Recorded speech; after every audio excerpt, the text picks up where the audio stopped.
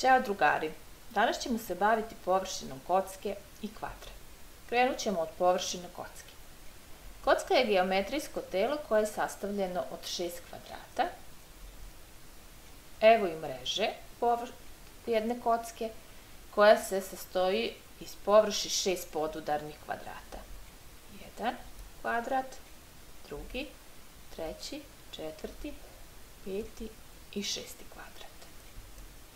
Da bismo shvatili kako se izračunava površina kocke, prvo moramo da se podsjetimo kako se izračunava površina kvadrata. Ovo je površina kvadrata koja ima susedne strane a i a. Da bi izračunali površinu kvadrata, pomnožit ćemo susedne strane, pa je zato formula za izračunavanje površine kvadrata p je jednako a puta a. Ili kraće, p je jednako a na kvadrat. Evo nam opet jedne mreže kocke. Površina cele kocke jednaka je površini 6 kvadrata.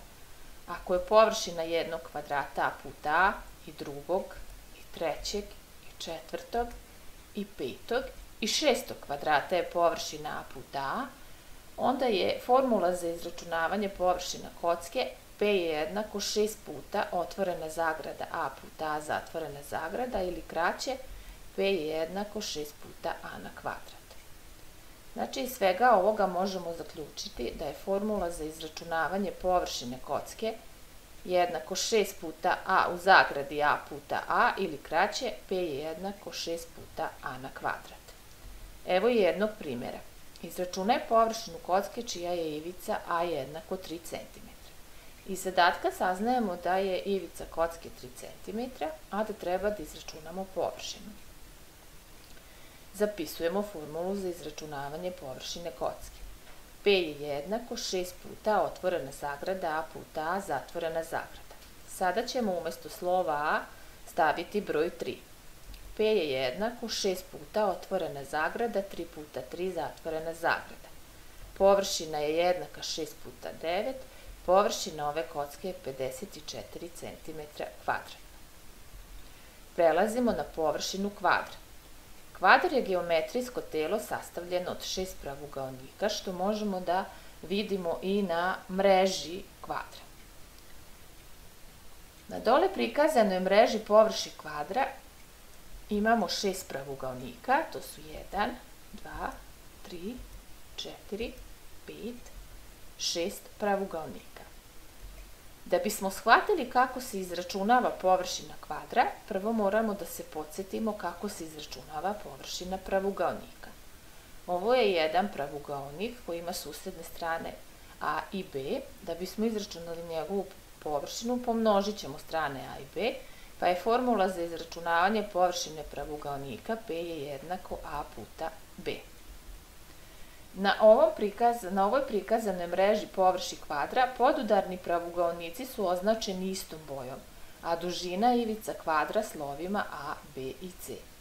Površina jednog kvadra jednaka je površini 6 pravugaonika. Površina prvog pravugaonika je a puta b, drugog b puta c, trećeg a puta b, četvrtog b puta c, petog a puta c i šestog a puta c. To zapisujemo ovako. P je jednako 2 puta a puta b plus 2 puta a puta c plus 2 puta b puta c, ili kraće, P je jednako 2 puta otvorena zagrada a puta b plus a puta c plus b puta c. Iz svega ovog zaključujemo da je formula za izračunavanje površine kvadra P je jednako 2 puta a puta b plus 2 puta a puta c plus 2 puta b puta c, ili kraće, P je jednako 2 puta otvorena zagrada a puta b plus a puta c plus b puta c zatvorena zagrada. Evo jednog primjera. Izračunaj površinu kvadra čije su ivice a jednako 2 cm, b jednako 3 cm i c jednako 4 cm. Prvo ćemo zapisati podatke koje nam zadatak nudi, a to su one koje znamo, da je a 2 cm, b 3 cm i c 4 cm. Šta treba da izračunamo u zadatku? Površinu, znači p je znak pitanja i to podvlačimo.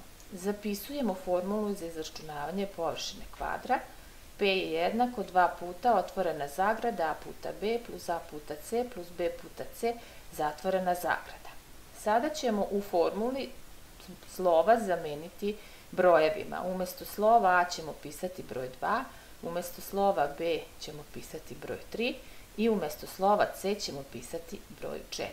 Pa ćemo dobiti da je površina jednako 2 puta otvorena zagrada 2 puta 3 plus 2 puta 4 plus 3 puta 4 zatvorena zagrada.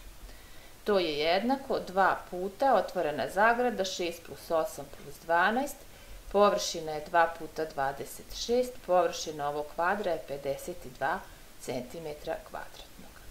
To bi bilo sve za danas. Ćao drugari, do skorog viđenja.